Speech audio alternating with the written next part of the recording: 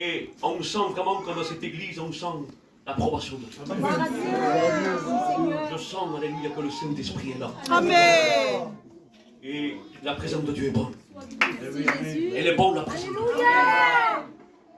Je suis béni, j'étais assis. Alléluia. Et j'étais béni. Amen. Seigneur, merci. Merci, Seigneur, parce que tu es là. Alléluia. Lui, il a le contrôle. Amen. Il a le contrôle de toutes choses.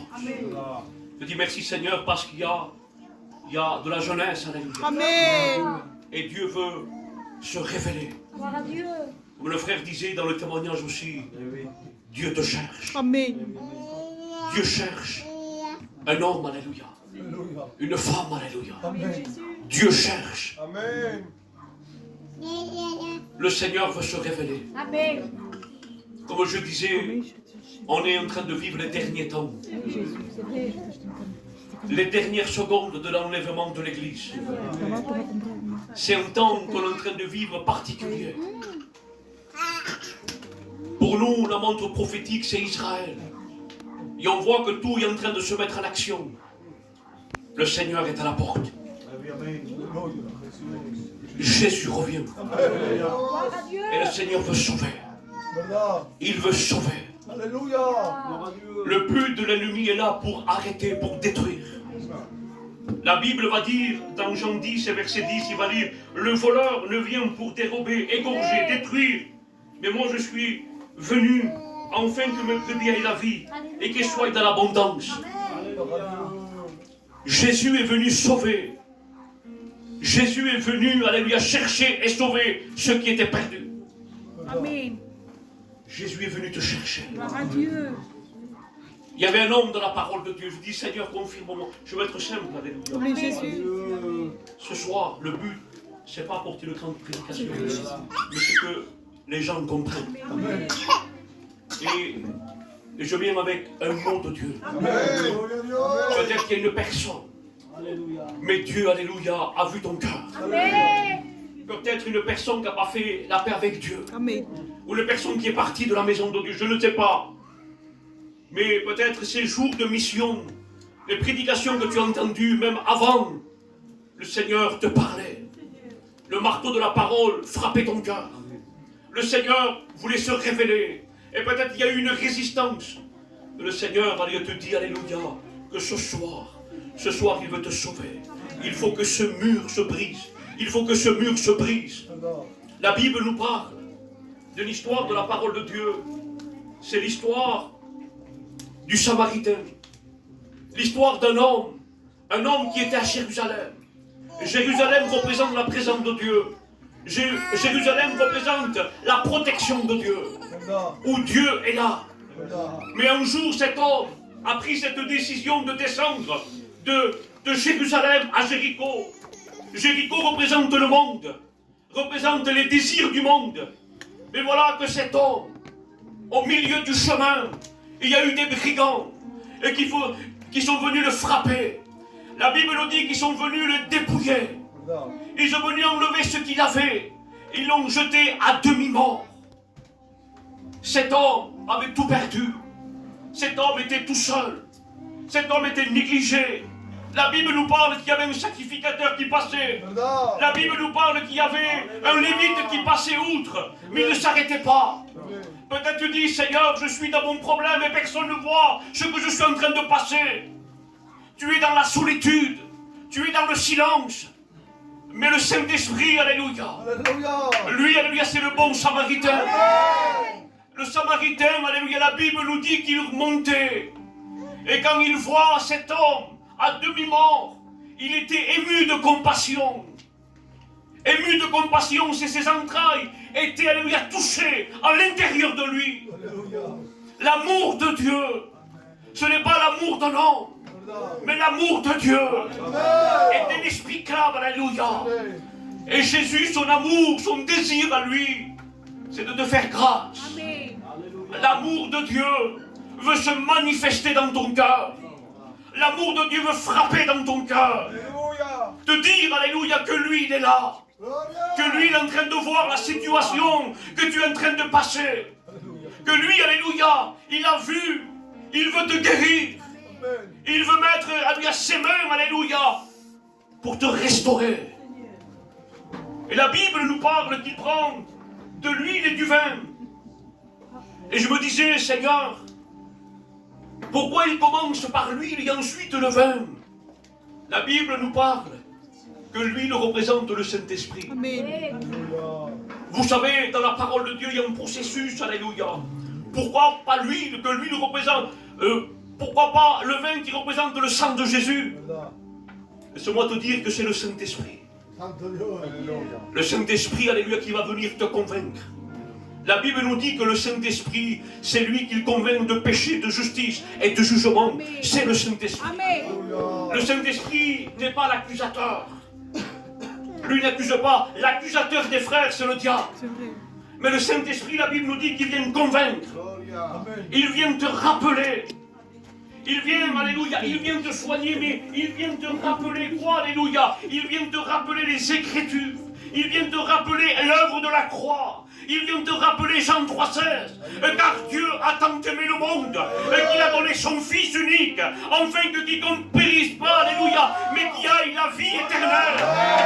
Il vient te rappeler l'œuvre de la croix. Il vient te rappeler les souffrances du Christ. Il vient te rappeler, alléluia, que lui il est mort pour tes péchés. Il vient te présenter la croix.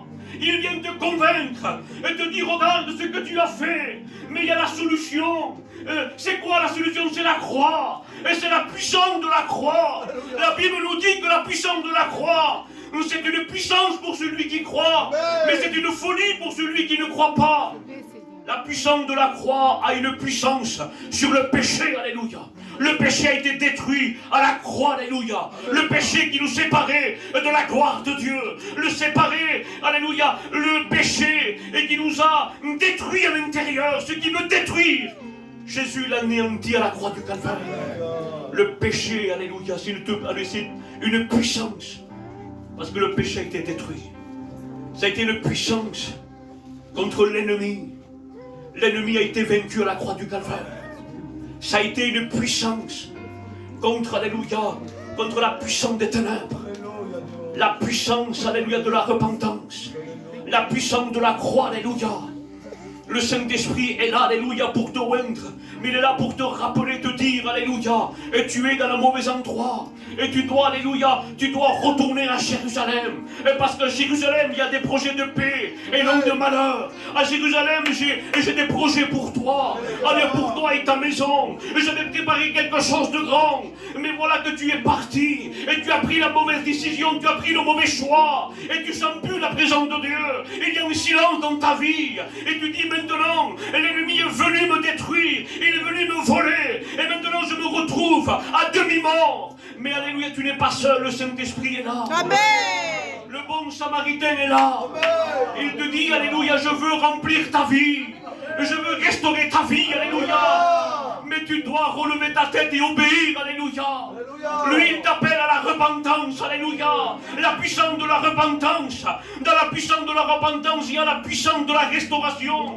Et dans la puissance de la repentance, il y a la puissance du salut. Dans la puissance, alléluia, de la repentance, il y a la puissance de la délivrance. Alléluia. À travers la puissance de la repentance, il y a la puissance de la guérison. Alléluia. La repentance va t'ouvrir le ciel. Alléluia. Un cœur qui s'humilie devant Dieu, qui reconnaît son état. Alléluia. Seigneur, je suis privé de ta gloire. Alléluia. Seigneur, pardonne-moi. Je veux faire un demi-tour, Seigneur, et y aller en direction de Golgotha. Amen. Le Seigneur a des plans. Alléluia. Alléluia. Un jour, il y a un frère qui vient vers moi, il me dit, pasteur, je ne comprends pas. Le Seigneur m'a promis des choses et je ne vois pas l'accomplissement de la promesse. Je ne vois pas. Je dis, si c'est de Dieu, ça doit s'accomplir. Si ça ne s'accomplit pas, ça ne vient pas de Dieu. Parce que Dieu, il dit que c'est impossible à Dieu de mentir. Si Dieu l'a dit, il doit le faire. Mais Dieu me l'a dit, Dieu me l'a dit. Et d'un coup, le Saint-Esprit parle dans mon cœur. Et quand Dieu te l'a dit, tu étais en direction de la croix. Tu étais dans le plan de Dieu. Mais voilà que tu es parti du plan de Dieu. Et quand tu pars du plan de Dieu, Dieu te l'a dit ici. Pas là-bas. C'était ici. C'était en direction de Golgotha. Pas hors du plan de Dieu, parce que c'est un Dieu d'ordre. Un Dieu d'ordre, alléluia. Un Dieu qui bénit, un Dieu qui restaure, un Dieu d'amour, mais c'est un Dieu d'ordre, alléluia. Et je dis, il faut que tu reviennes, il faut que tu te repentes. Il faut que tu cherches Dieu. Il faut que tu reconnaisses, et ce frère l'a fait. Et peu de temps après, il a vu l'accomplissement de ce miracle. Nous avons un Dieu qui est puissant. Un Dieu qui est glorieux. Amen. On sent l'approbation de Dieu. Alléluia. On sent qu'il est là. Amen. Alléluia, on sent qu'il est là. À travers la puissance de la croix. La croix, alléluia, nous a ouvert le ciel. La croix nous a réconciliés avec le Père. Alléluia, lui, ça a été le médiateur, alléluia, à travers la puissance de la croix. Il nous a réconciliés avec le Père. À travers la puissance de la croix, aujourd'hui, on peut se présenter devant lui, alléluia, à travers la croix, alléluia. À travers la croix, il y a le voile qui a été déchiré d'en haut en bas. Et aujourd'hui, je suis devenu la maison de Dieu. Je suis devenu la maison, alléluia, du Saint-Esprit, alléluia. Je suis le temple de l'Esprit, alléluia. Il va dire, il est nécessaire que je parte, mais que je vous laisse le Saint-Esprit. Celui qui va vous conduire dans toute la vérité. Le Saint-Esprit, alléluia, celui qui intercède pour, alléluia, pour l'Église, avec des soupirs inexprimables. Il va dire le Saint-Esprit, alléluia, celui qui vous rend témoin à Jérusalem, c'est le Saint-Esprit, alléluia. Il va dire, alléluia, l'apôtre Paul va dire, alléluia, de tout le temps se rappeler de l'amour de Dieu, de la grâce de notre Seigneur Jésus-Christ. Mais que la communion du Saint-Esprit soit avec vous tous. Le Saint-Esprit, c'est une personne. Une personne, alléluia. Une personne qui a des sentiments. Une personne, alléluia, qui va avoir une communion avec toi. Amen, amen. Alléluia. La communion de Dieu, la communion avec le Saint-Esprit, alléluia. Peut-être tu as perdu cette intimité, cette communion avec Dieu. Mais le Saint-Esprit veut te rappeler, alléluia, avoir cette communion avec lui, alléluia. Il faut que les œuvres de l'ennemi soient désactivées, alléluia, soient brisées au nom de Jésus-Christ. Mais au nom de Jésus-Christ, que le plan de Dieu s'active dans ta vie. Que la parole de Dieu vienne activer le plan de Dieu dans ta vie, alléluia. Tu dois réactionner, alléluia, et dire, Seigneur, je veux prendre des décisions. Des décisions, alléluia. Vous savez, il y a plusieurs décisions. Un jour, je me réveille avec un mot très français, un mot décrété. Je dis, Seigneur, c'est trop français pour moi. Et je n'avais pas de portable à l'époque, mais j'avais un dictionnaire. Je dis, Seigneur, que signifie le mot décrété? Et le mot décrété signifie prendre une décision avec autorité. Jésus. Le Seigneur me parlait dans mon cœur. Il y a plusieurs décisions. Il y a des décisions des fois à la légère. Mais ce que Dieu veut, c'est des décisions fermes. Et il me montrait l'enfant prodigue, il me disait, l'enfant prodigue, quand il s'est levé, il a dit, je me lèverai et j'irai à la maison de mon Père. Amen. C'est des décisions fermes, alléluia. Et ce soir, le Saint-Esprit est en train de toucher ta conscience. Il est en train de te faire réactionner. Te dire, allez, tu dois prendre des décisions avec autorité. Des décisions dans ton foyer, des décisions dans ta vie, des décisions, alléluia, dans la prière, dans la communion, dans l'adoration. Prends ces décisions, alléluia. Cherche ma face, je reviens bientôt. Je veux te sauver, je veux sauver ta famille, alléluia. Mais je cherche une église, alléluia. Une église qui me cherche, une église, alléluia, qui m'adore. Alléluia, une église qui l'adore. L'adoration, alléluia. Et Dieu se plaît au milieu de la louange. La Bible nous dit, alléluia, Dieu trône au milieu de la louange. Mais en espagnol, alléluia, il va dire, Dios trona en el medio de la alabanza. Dios trône, alléluia, Dieu trône, alléluia, au milieu de la louange. Il est temps, alléluia, de revenir à lui. D'un cœur, alléluia. Le Saint-Esprit, alléluia, il me travaille en ce moment avec son retour. Et je le dis, alléluia, Dieu, alléluia, disait à l'église, je veux partir. Je ne veux pas me tromper par des faux raisonnements. C'est pas parce que je passe à l'estrade, non, alléluia. Je veux vivre la parole de Dieu. Je peux donner l'apparence ici, l'apparence de l'homme de Dieu. Mais celui qui me connaît, c'est le Saint-Esprit. Je ne peux pas le tromper à lui. Et le Seigneur me montrait, me disait, Wesley, C'est bien les grandes lignes, c'est bien. Les détails. C'est rien un détail, c'est rien, Dieu le voit. C'est rien. Cet esprit dit oui, je le vois. Il y a des détails. Il faut que tu restes avec le miroir. Le miroir, alléluia. Je reviens bientôt. Dieu revient. Il y a des choses, et le Saint-Esprit vient toucher les petits, ceux qu'on ne voit pas, ceux qu'on ne donne pas importance des fois, lui vient te le rappeler. Le Seigneur veut traiter avec toi. Le Seigneur veut traiter, sa main d'amour veut traiter. Le Samaritain est là, avec de l'huile, alléluia. Je veux te rendre, je veux te remplir, je veux, alléluia. David va dire, tu oins ma coupe, alléluia. D'huile, alléluia, et ma coupe déborde. Le Seigneur, il veut que tu débordes. Alléluia, qu'on soit rempli, il va dire, alléluia, soyez remplis du Saint-Esprit. Quelqu'un qui est rempli, on ne peut pas. Vous savez, ici, elle est à moitié vide, la bouteille. Je peux. Mais si elle est remplie, je ne peux pas. Pourquoi? Parce qu'on est rempli. Et si tu es rempli, l'ennemi ne pourra pas. Il ne pourra pas. Pourquoi? Parce que tu es rempli de Dieu. Le Saint-Esprit veut te rendre. Ma coupe déborde. Le Seigneur me disait, laisse-moi le contrôle. Amen. Laisse-moi le contrôle. Vous savez, dans le Moyen-Orient, il y a les bergers qui prennent les brebis et il y a des insectes. Et c'est des petits trucs, c'est des petits détails, c'est des insectes qui viennent toucher la vision. Et s'il touche la vision est contaminée, il va se choquer contre notre brebis. Pourquoi il va? Parce qu'il ne va plus voir. Et le berger, il le sait. Il va prendre ses brebis. Il faut, sa coupe, c'est l'œil, c'est le tour de l'œil. Il faut qu'il remplisse ce médicament. C'est de l'huile parfumée. Il veut oindre jusqu'à que la coupe déborde. Il veut faire déborder. Mais pour cela, il faut que le berger prenne le contrôle de la brebis. Des fois, la brebis ne veut pas se laisser faire, Isaac. Il ne veut pas, il s'agite, il ne veut pas. Et tant qu'il n'a pas pris le contrôle, tant qu'il ne veut pas se laisser faire, il ne peut pas oindre. Tant qu'on ne lâche pas le contrôle à Dieu, et Dieu ne peut pas nous oindre, et Dieu ne peut pas nous remplir. Et le Saint-Esprit veut qu'on lâche prise. Il y a des choses dans nos vies qu'on doit lâcher prise. Dire Seigneur, je veux que tu prennes le contrôle de la situation, le contrôle de ma vie, Seigneur. Lui veut prendre le contrôle ce soir. Et quand lui prend le contrôle, quand alléluia, quand on perd le contrôle, lui prend le contrôle. Amen. Mais pour cela, on doit lâcher prise. Seigneur, je lâche prise. Amen. Je veux me rendre, Seigneur. Alléluia, Dieu. Seigneur, fais ce que tu veux. Amen. Amène-moi là où tu veux. Amen. Il va dire, tous ceux qui sont conduits par l'Esprit de Dieu sont fils de Dieu. Amen, Jésus, Amen. Le Saint-Esprit veut te conduire.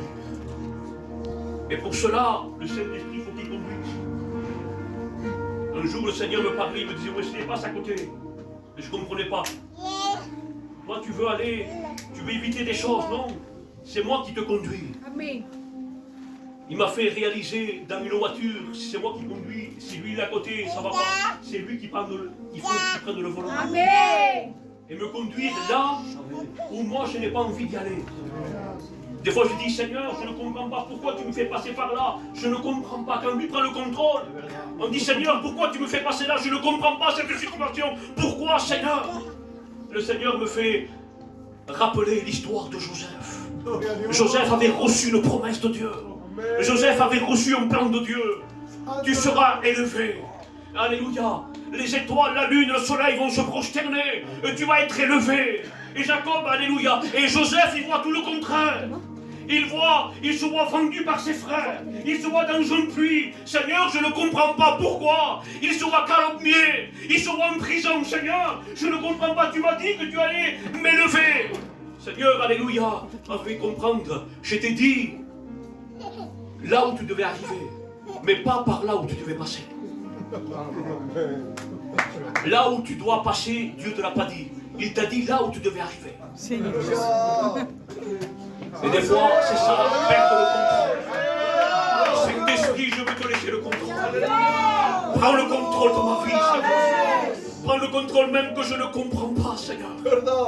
Il y a des situations que je n'ai pas compris dans ma vie. Dis Seigneur, pourquoi?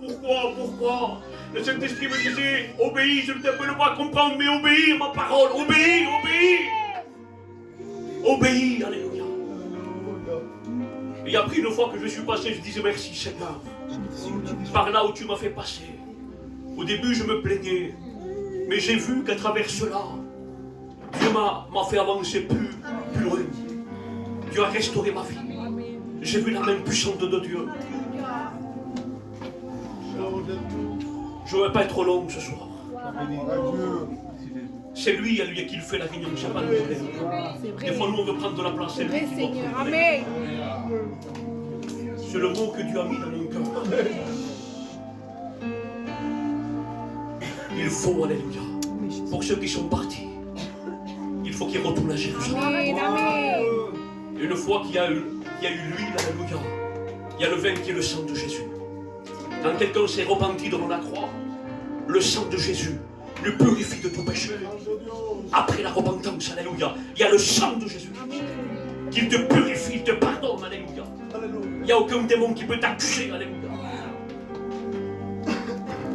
Jésus a vaincu la puissance des ténèbres. C'est un ennemi vaincu. Dans Colossiens 14, 2,14, il va dire, il a effacé l'acte.